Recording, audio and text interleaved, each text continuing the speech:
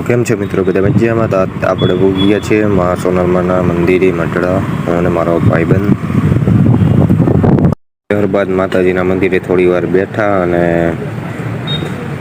એવી કે ફોટા પાડવા, પણ પબ્લિક એટલી બધી હતી ને કે વાત પૂછું. ત્યારબાદ અમે પછી બાજુમાં બાકડે બેસવા આવતા રહ્યા હતા.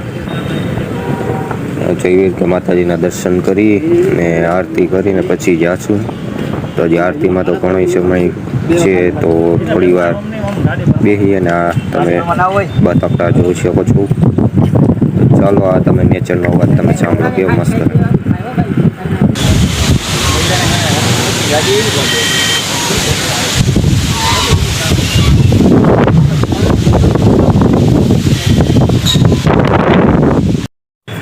તો ફાઇનલી મિત્રો, અત્યારે જો સાંજ પડવા આવી છે અને આ કાંઈક ઘોડીને ટ્રેનિંગ દેતા હતા. તો આ તમે જોઈ શકો છો. આજ તો વાદળા પણ બંધાણા છે. વરસાદ ના આવે તો સારું, જોકે વરસાદની તો જરૂર છે. કલરીએ નહીં તો સારું નહીં. તો ચાલો, હવે આરતીનો ટાઈમ થવા આવ્યો છે, તો જઈએ ને આ બતકડા તમે જોઈ શકો છો કેવા મસ્ત છે. તો ફાઇનલ મિત્રો, આરતીનો સમય થઈ ગયો છે અને હું ને મારો ભાઈબંધ બે અંદર મંદિરની અંદર હોયા ગયા હતા.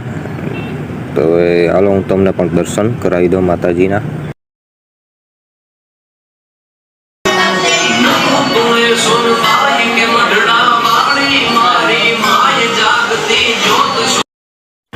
તો ફાઇનલ મિત્રો, મેં અને મારા ભાઈબંધે દર્શન કરી લીધા છે માતાજીના. તો તમે પણ દર્શન કરી લ્યો.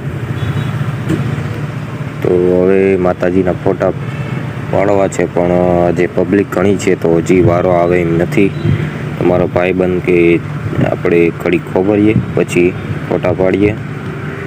ત્યારબાદ સોનલમાના બીજા મંદિર, બાજુમાં મંદિર છે એના બનુમાની સમાધિ, હવનકુંડ.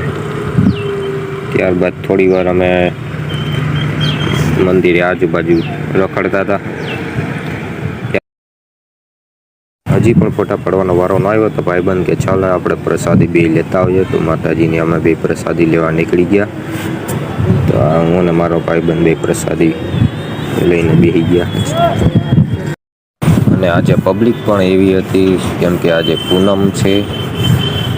ત્યારબાદ અમે પછી પાણી પીવા ટાંકે ગયા હતા. તો આ બતકડાના સૂઈ ગયા હતા. કેવી રીતે સૂઈ તમે પણ જોઈ લ્યો. ત્યારબાદ માતાજીની રજા લઈ અમે પછી નીકળી ગયા ઘર બાજુ. તો આ તમે માતાજીના રજા લઈને પછી હું ને મારો ભાઈબંધ નીકળી ગયા હતા ઘર બાજુ. જય મા સોનલ.